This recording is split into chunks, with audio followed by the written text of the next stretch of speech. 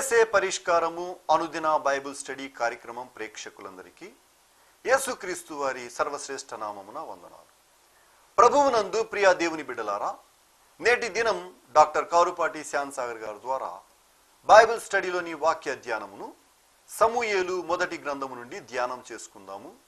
మీరందరూ బైబిల్తోనూ నోట్బుక్తోనూ సిద్ధపడి ఉంటే డాక్టర్ కారుపాటి శ్యామ్ సాగర్ గారు ప్రార్థన చేసి ఈ దినపు వాక్య పరిచర్య చేస్తారు. ప్రభువునందు ప్రియ దేవుని బిడ్డలారా, ఈ రాత్రి కాలపు వాక్య భాగం కొరకు ఎపిసోడ్ సహకారులు ఎవరు లేరు. ప్రార్థన చేసి వాక్య ధ్యానాన్ని ప్రారంభించుకుందాం. మమ్మల్ని మిక్కిలిగా ప్రేమిస్తున్న మా ప్రియ ప్రభు, మీకు వందనములు, స్తుతులు, స్తోత్రాలు.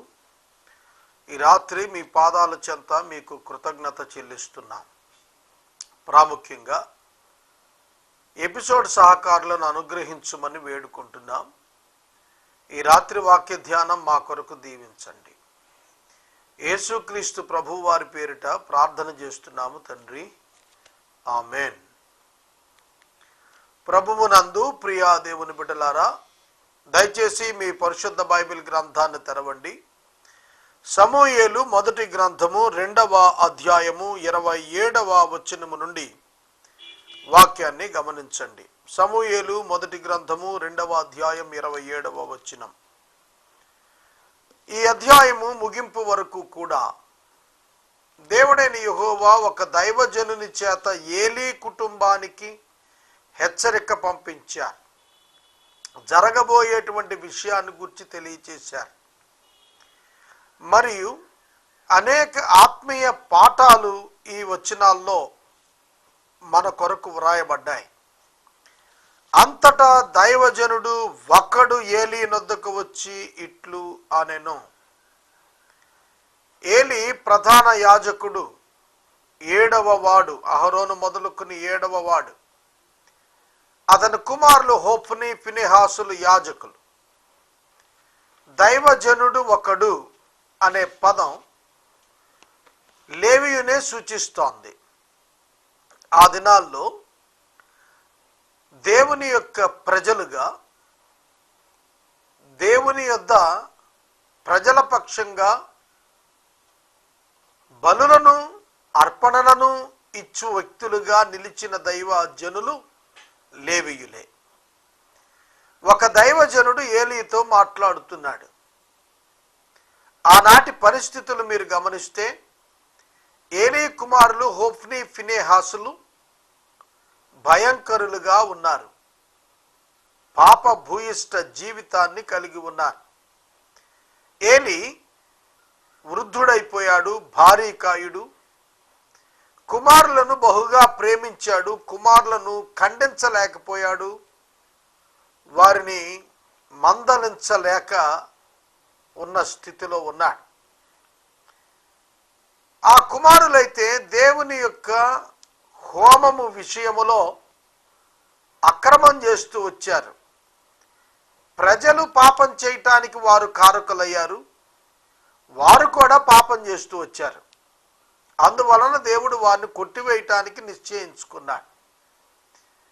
దైవజనుడు ఒకడు ఏలీ కుటుంబం దగ్గరకు వచ్చి మాట్లాడుతున్నాడు. యెహోవా నిన్ను గూర్చి సెలవిస్తోంది ఏమిటంటే, నీ పితరుని ఇంటి వారు ఐగుప్తు దేశమందు ఫరో ఇంటిలో ఉండగా నేను వారికి ప్రత్యక్షమైతిని. ఈ వచనం కొన్ని చరిత్రాత్మక విషయాలను తెలియచేస్తోన్నది. నీ పితరుని ఇంటి వారు ఎవరు? అతని పితరుడు అహరోను అతని పితరుడుగా పిలువబడతాడు. ఎందుకంటే ప్రధాన యాజకుడు ఈ ఏలీ భక్తుడు. అతడు అహరోను వంశములో వచ్చాడు. అహరోను, ఎలియాజరు అతని కుమారుల వంశంలో ఏలీ ప్రధాన యాజకుడు. కనుక నీ పితరుని ఇంటిలో అనగా ఐగుప్తులో వారుండగా నేను వారికి ప్రత్యక్షమయ్యాను. దేవుడు ఏలీకి తానెవరో తెలియజేస్తున్నాడు. నీతో మాట్లాడుతున్నవాడు ఎవరనగా నీ పితరుల ఇంటిలో ప్రత్యక్షమైనటువంటి వాడు. ఐగుప్తులో ఉండగా నీ పితరుల ఇంట వారికి ప్రత్యక్షమైన వాడనని చెబుతున్నాడు. అహరోను మోషేతో పాటుగా దేవుని ప్రత్యక్షతలకు బహిరంగ సాక్షిగా ఉన్నాడు. ఐగుప్తులో చేసినటువంటి అద్భుతాల విషయములోనేమి, ఐగుప్తును విడిచిన తరువాత ఇశ్రాయేలీయుల అరణ్య యాత్ర విషయములో జరిగిన అద్భుతాల విషయములోనేమి అహరోను ప్రత్యక్ష సాక్షి. అట్టి అహరోనుకు ప్రత్యక్షమైన దేవుడు మాట్లాడుతున్నాడు. అతడు అనగా అహరోను నా ముందర ఏఫోదు ధరించి నా బలిపీఠము మీద అర్పణము ధూపము అర్పించటానికి నాకు యాజకుడయ్యేటట్లు ఇశ్రాయేలు గోత్రాల్లో నుండి నేను అతన్ని ఏర్పరచుకుంటుని. ఇది కూడా చరిత్రను సూచిస్తున్న వచనమే. ఇశ్రాయేలు గోత్రములో నుండి అతనిని ఏర్పరచుకుంటుని. ఎవరిని? అహరోనును. ఎందుకు? దేవుని ఎదుట అతడు యాజకుడై ఉండేటట్లు. It's very important. దేవుని ఎదుట యాజకుడు దేని కొరకు? ప్రజల పక్షంగా దేవుని ఎదుట నిలిచేటువంటి ఒక యాజకత్వాన్ని దేవుడు అహరోను గారికి ఇస్తున్నాడు. ఇందును గూర్చినటువంటి ఒక ప్రధానమైనటువంటి చర్చ ఇశ్రాయేలు గోత్రకర్తల్లో లేచింది. దానికి గాను సంఖ్యాకాండము 17వ అధ్యాయములో మోషే మాట్లాడుతూ చెప్పాడు, ఒక్కొక్క పితరుల కుటుంబానికి ఒక్కొక్క కర్ర చొప్పున 12 కర్రలు తీసుకొని రావాలి. వాటి మీద ఆ గోత్రాల పేర్లు వ్రాయాలి. లేవి కర్ర మీద అహరోను అని పేరు వ్రాయాలి. పితరుల కుటుంబముల ప్రధానునికి ఒక్కొక్క కర్ర చొప్పున 12 ఉండాలి. అప్పుడు నేను మీలో ఎవరిని ఏర్పరచుకుంటానో వాని కర్ర చిగురిస్తుంది. దేవుడు మాట్లాడుతున్నారు. ప్రత్యక్ష గుడారంలో శాసనములు ఎదుట 12 గోత్రాల యొక్క కర్తల పేర్లు కర్రలపై వ్రాయబడి ఉండగా అవి శాసనములుండేటువంటి మందసం దగ్గర ఉంచబడాలి. ఉదయమునకు అది ఎవరి యొక్క కర్రపై చిగురు వస్తుందో, ఎండిన కర్రలలో పచ్చని చిగురు రావాలి. ఆ కర్ర ఎవరి పేరున ఉంటుందో వానిని నేను ఏర్పరచుకున్నాను అని. మరునాడు మోషే సాక్ష్యపు గుడారములోనికి వెళ్ళి చూడగా లేవి కుటుంబపుదైన అహరోను కర్ర చిగుర్చి ఉండెను. అది చిగుర్చి పువ్వులు పూసి బాదము పండ్లు గలది ఆయను. దేవుడు ఈ విధంగా అహరోనును ఏర్పరచుకున్నాడు అనేటువంటిది సంఖ్యాకాండం 17వ అధ్యాయంలో చిగుర్చిన బాదము పండ్లు ఆకులు కలిగినటువంటి కర్ర ద్వారా బయలుపరిచాడు. కనుక నేను నీ యొక్క పితరుని ఏర్పరచుకున్నప్పుడు నాకు యాజకుడై ఉండటానికి ఏర్పరచుకున్నాను, ప్రజలకు కాదు. చాలామంది అనుకుంటాం దైవ సేవకుడు అనంటే ప్రజల కొరకు అనుకుంటారు. కాదు, దేవుని ఎదుట దేవుని నిమిత్తమైన దైవ సేవకుడు. Because he was appointed by God, ordained by God. దేవుని చేతనే నియమించబడ్డాడు, దేవుని చేతనే అభిషేకించబడ్డాడు, దేవుని చేతనే ప్రత్యేకించబడతాడు, దేవుని చేతనే ఏర్పరచబడతాడు ఒక యాజకుడు. కనుక అహరోను దేవుని చేత యాజకునిగా పిలువబడ్డాడు. కాబట్టి అహరోను దేవుని ఎదుట యాజకత్వం జరిగిస్తున్నాడు. కనుక దేవునికి అనుకూలమైనటువంటి వ్యక్తిగా అహరోను ఉండాలి. దేవుని యొక్క ప్రమాణాల ప్రకారం అహరోను జీవితం ఉండాలి. అలాంటి ప్రమాణాన్నే అతని యొక్క సంతానం ఎలియాజరు తరువాత వచ్చిన ప్రధాన యాజకులు కొనసాగించాలి. ఇది ఎంత మట్టుకు కొనసాగిందో తెలుసునా మీకు? యేసుక్రీస్తు ప్రభువారు సిలువ వేయబడేటప్పుడు ఆఖరి ప్రధాన యాజకుడిగా ఉన్నటువంటి ఆ యొక్క కైప వరకు కూడా ఈ యొక్క ప్రధాన యాజకత్వం కొనసాగుతూ వచ్చింది. కనుక ప్రధాన యాజకుడు దేవుని ఎదుట సంవత్సరానికి ఒకసారి, అది 7వ మాసం 10వ తారీఖున జాతీయ ప్రాయశ్చిత్త దినాన ప్రజలందరి కొరకు రక్తమును తీసుకుని వెళ్ళి దేవుని సన్నిధిలో ప్రాయశ్చిత్తం చేయాలి. ఇటువంటి ఉత్కృష్టమైనటువంటి ఉద్యోగ బాధ్యతలు నిర్వహిస్తున్నటువంటి వ్యక్తిగా ఉండాల్సినటువంటి ఏలీ అయిన నీవు ఎట్లా ఉన్నావు?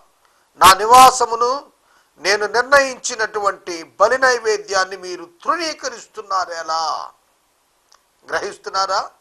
మీరు ఎలా తృణీకరిస్తున్నారు అన్నప్పుడు ఏలీని చేర్చి మాట్లాడుతున్నాడు దేవుడు ఇక్కడ. వాస్తవంగా తృణీకరించింది ఎవరు? హోప్ని ఫినెహాసులు తృణీకరించారు.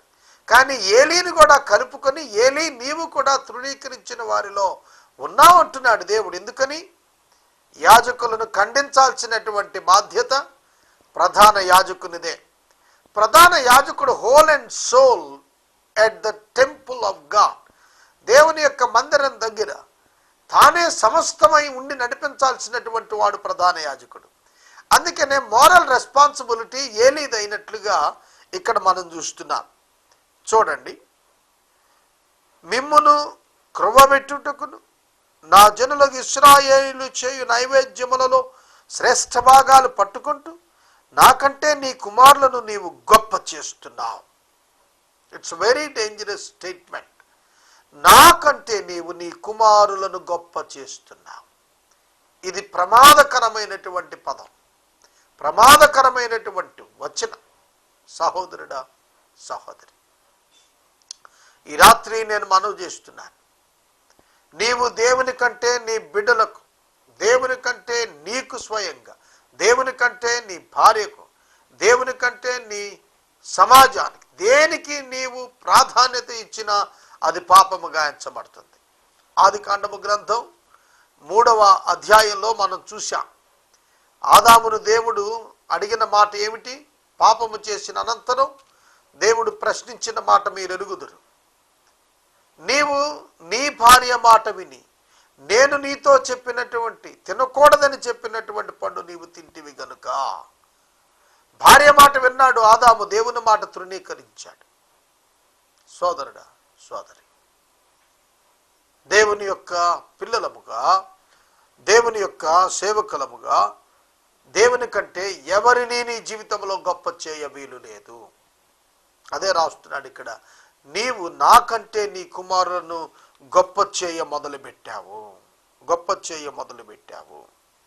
నీ ఇంటివారు, నీ పితరుల ఇంటివారు నా సన్నిధిని యాజకత్వం జరిగిస్తారని యెహోవా ఆజ్ఞ ఇచ్చి ఉన్నను ఇప్పుడు అది నా మనసునకు కేవలం ప్రతికూలమాయనని దేవుడు సెలవిస్తున్నాడు. కావున ఈ మాట చాలా ప్రమాదకరమైన స్టేట్మెంట్ ఉంది ఇందులో. చెబుతాను చూడండి. నీ పితరుని ఇంటివారు, నీ ఇంటివారు నా సన్నిధిని యాజకత్వం జరిగిస్తారని యెహోవా ఇచ్చిన మాట అది నా మనసుకు కేవలం ప్రతికూలమైంది అని యెహోవాయే సెలవిస్తున్నాడు. దేవుడు లేవీ కుటుంబానికి ఇచ్చినటువంటి మాట, దేవుడు లేవీయుల కుటుంబానికి ఇచ్చినటువంటి మాట, దేవుడే దానిని తనకు ప్రతికూలమైనదిగా ఎంచుతున్నాడు. దేవునికి ప్రతికూలమైనదిగా ఎంచే స్థితి వీరు తీసుకుని వచ్చారు. దాని పర్యవసానం వారికి నష్టం. అందుకే అన్నాడు, కావున యెహోవా వాక్కు ఏదనగా, నన్ను ఘనపరచు వారిని నేను ఘనపరచుదును, నన్ను తృణీకరించు వారు తృణీకారముందుదురు. చూడండి, నన్ను ఘనపరచు వారిని నేను ఘనపరుస్తానన్నాడు. నన్ను తృణీకరించిన వారిని నేను తృణీకరిస్తాను అనలేదు, తృణీకారం పొందుదురు అన్నాడు. అక్కడ కారణం వారు తృణీకరించినందున కలిగిన పర్యవసానం వారి యొక్క స్వకీయ కారణమే తప్ప దేవుడు కాదు. ఘనపరిచిన వారిని ఘనపరచటం దేవుని యొక్క గుణలక్షణం. తృణీకరించిన వారు పొందటం ఆ చేసిన వ్యక్తి యొక్క తృణీకార స్వభావం యొక్క పర్యవసానం. కనుక ఈ పదం చాలా గొప్ప మాట. ఘనపరచు వారిని నేను ఘనపరుస్తాను. దేవుని ఘనపరచటం ఎలా? దేవుని ఘనపరచుట అనగా దేవుడు చెప్పిన మాట చెప్పినట్లుగా చేయుట, దేవుడు ఇచ్చినటువంటి ఆజ్ఞను తూచా తప్పకుండా యాటిట్యూడ్తో సహా నెరవేర్చటం. అది చేసినప్పుడు దేవుడు నిన్ను ఘనపరుస్తాడు. బైబిల్ గ్రంథంలో అనేక మంది దేవుని బిడ్డలు దేవుని ఘనపరిచారు, ఘనపరచబడ్డారు దేవుని చేత. దేవుని తృణీకరించిన అనేక జాతులు తృణీకారం పొందాయి. కాబట్టి ఈ రాత్రి వాక్యం వింటున్న ప్రతి ఒక్కరూ దేవుని చేత ఘనపరచబడాలని ఆశ కలిగిన వారంగా, దేవుణ్ణే ఘనపరిచే వారంగా మనం జీవించాలి. ఆలకించుము, రాగల దినములలో నీ బలమును నీ పితరుని ఇంటి బలమును నేను తక్కువ చేస్తాను. ఫ్యూచర్ ఆఫ్ ద లేవైట్స్, లేవీయుల యొక్క భవిష్యత్తు ఏమిటో తెలిసినా దేవుడే వారి బలాన్ని తక్కువ చేస్తాడట.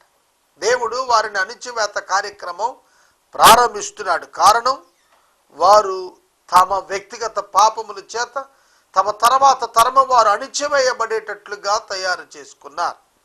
నీ ఇంట ముసలివాడు ఒక్కడును లేకపోవును అనగా వృద్ధాప్యానికి వచ్చేటప్పటికే మరణమైపోతారని. ఇశ్రాయేలీయులకు చేయదలిచిన మేలు విషయములో నా నివాస స్థలానికి అపాయము కలుగుగా నీవు చూస్తావు. యెహోవా ఇశ్రాయేలీయులకు చేయదలిచిన మేలు విషయంలో నా నివాస స్థలానికి అపాయం కలుగుగా నీవు చూస్తావు. ఎన్నటికీ నీ ఇంట ముసలివాడు ఉండడు, అపాయము కలుగుగా నీవు చూస్తావు. ఏలీ బ్రతికి ఉన్నప్పుడు హోఫ్నీ ఫీనెహాసుల యొక్క పాపమును బట్టి వారు చంపబడ్డారనే విషయం తెలిసింది. మందసం పట్టుబడిందని తెలిసింది. అతడు చూచాడు. ఆ సన్నివేశం చూచిన తర్వాత పడి చనిపోయాడు. కావున దేవుడు ఏలీకి చెప్పినటువంటి మాటలు నెరవేరుతున్నట్లుగా మనం చూడగలుగుతున్నాం. నా బలిపీఠం మీద ఎవడు ఉండకుండా నేనందరినీ నశింపచేయ విడిచివాడును గనుక, నా బలిపీఠము వద్ద ఎవడును ఉండకుండా నేనందరినీ నశింపచేయక విడిచివాడును గనుక, అది నీ కన్నులు క్షీణించుటకును నీవు దుఃఖము చేత క్షయమొగటుకును సాధనమవుతుంది. నీ సంతానపు వారందరూ యవన కాలములో మరణమవుతారు. ఏలీ హృదయము బ్రద్దలయ్యే మాట చెబుతున్నాడు. నీ యవన కుమారులందరూ కూడా యవన ప్రాయములోనే వారు మరణం పొందుతారు. నీ ఇంట ముసలివాడనేవాడు కనపడడంటే ముందస్తుగా చనిపోతారు. వృద్ధాప్యానికి రాకముందే వారు నడి వయసులోనే వారి కాలాన్ని గడిపేసి ముగించే పరిస్థితి రాబోతోంది అంటున్నాడు. దేవుడు శిక్ష ఇస్తున్నప్పుడు దాని పర్యవసానం ముసిని పండంత చేదుగా ఉంటుంది. ముందస్తుగానే ఏలీకి తెలియజేయబడుతోంది, నీ వంశములో పురుషులలో యవన కాలంలోనే వారు చనిపోతారు. లేవీయులు ముసలివారయ్యే పర్యంతం ఉండకుండా ఆయుష్ తగ్గించబడుతోంది. నీ ఇద్దరు కుమారులైన హోఫ్నీకి ఫీనెహాసుకును సంభవించున్నది నేను చెప్పిన దాన్ని నీకు సూచనగా చేస్తాను. ఒక్కనాడే వారిద్దరూ మరణమైపోతారు. ఏ తండ్రికైనా తన కుమారుల యొక్క ఇద్దరి యొక్క ఒకే దినపు మరణాన్ని గురించి ప్రకటిస్తే అతని హృదయం బద్దలు కాదా? ఏలీ హృదయం గాయమైంది. దేవుని తీర్పులు వారి ఇంటి మీదకి వచ్చినప్పుడు ఎంతో దుఃఖపడి ఉంటాడు.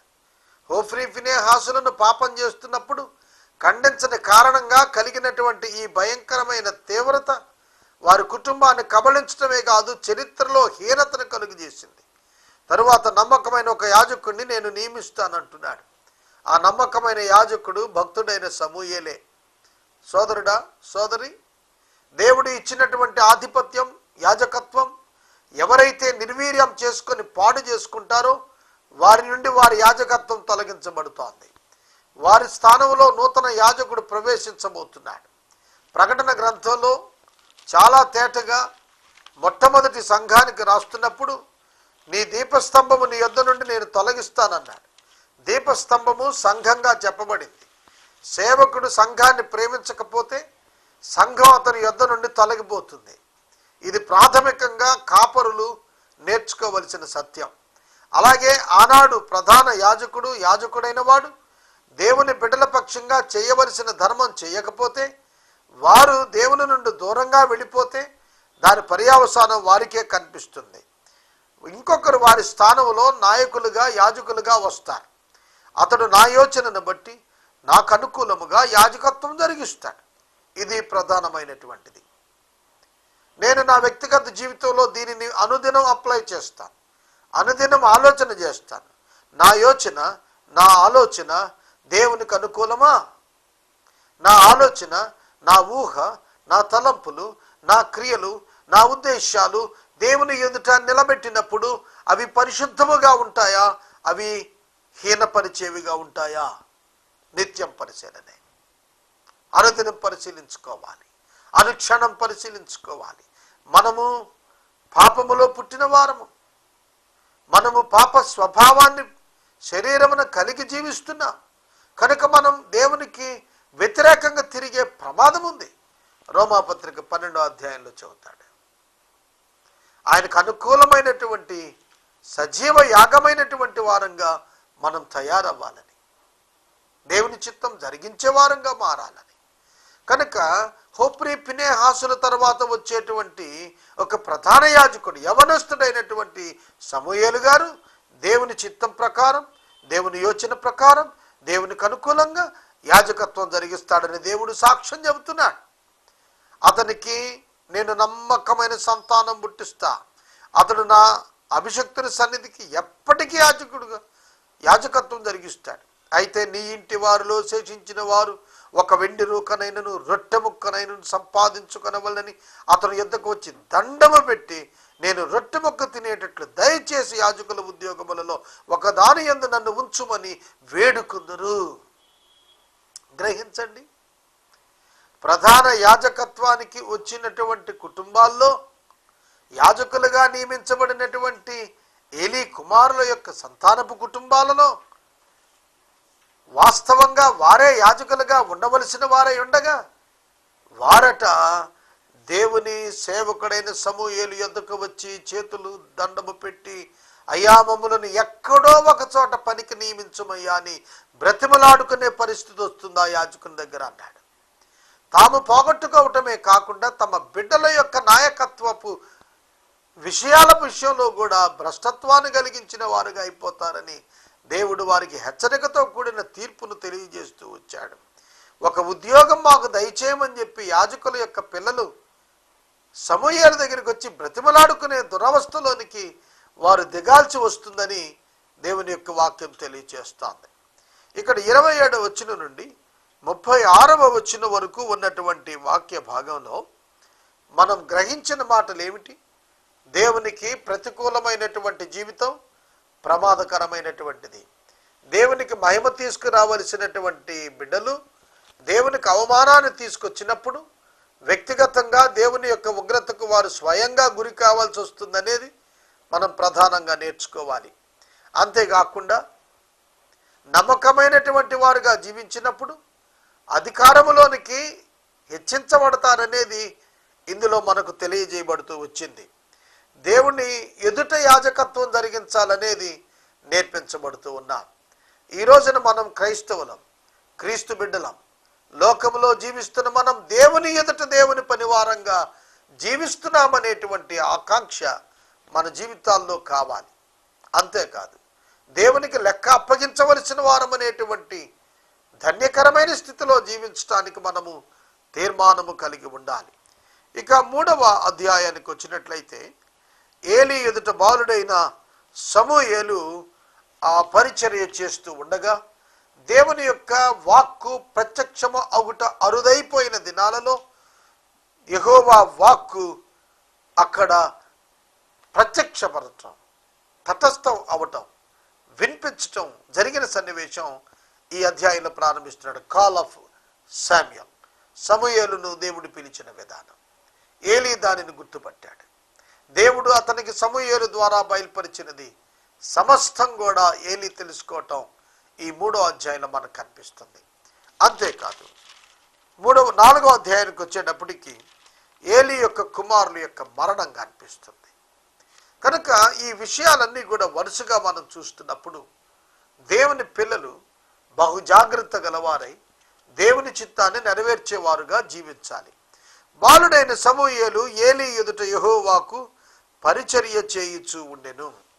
ఇదే విషయం 2వ అధ్యాయం 11వ వచనంలో కూడా బాలుడు యాజకుడైన ఏలీ ఎదుట యెహోవాకు పరిచర్య చేయుచూ ఉండెను అని వ్రాసింది. పరిచర్య చేస్తున్నాడు. దేవుని పిల్లలు పరిచర్య చేసేవారు ఉండాలి. మార్కు సువార్త 10వ అధ్యాయం 45వ వచనం ఏం సాక్ష్యం చెబుతోంది? యేసుక్రీస్తు ప్రభు పరిచర్య చేయటానికి వచ్చారని సాక్ష్యం చెబుతోంది.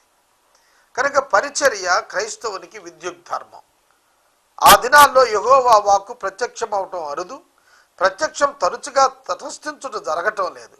ఆ కాలంలో ఏలీ కన్నులు మందగించిపోయాయి. చూడలేక తన స్వస్థలంలో పండుకొని ఉన్నాడు. దీపం ఆరిపోక మునుపు సమూయేలు దేవుని మందసమును యెహోవా మందిరములో అతడు పండుకొని ఉన్నాడు. యెహోవా సమూయేలును పిలిచెను. ఇక నేను 4వ వచనం నుండి రేపటి వాక్య ధ్యానంలో మీకు వాక్యాన్ని నేను ఎక్స్ప్లెయిన్ చేస్తాను.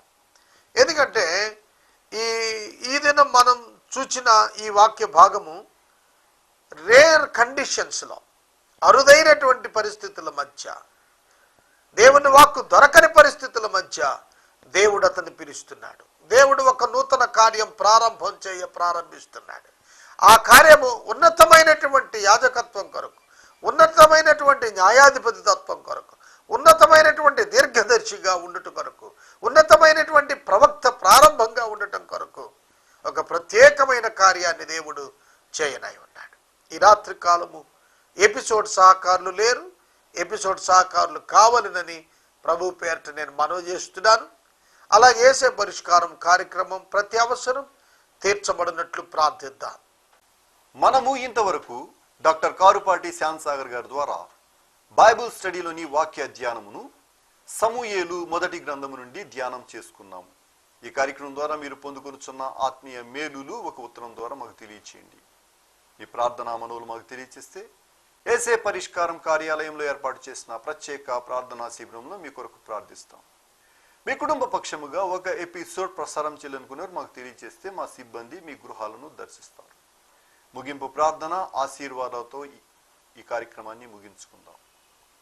ప్రార్థన చేసుకుందాం. తల్లవంచండి. మమ్మల్ని మిక్కిలిగా ప్రేమిస్తున్న మా ప్రియ తండ్రి, మీకు వందనాలు. వాక్యము విన్న బిడ్డలను ఆశీర్వదించండి.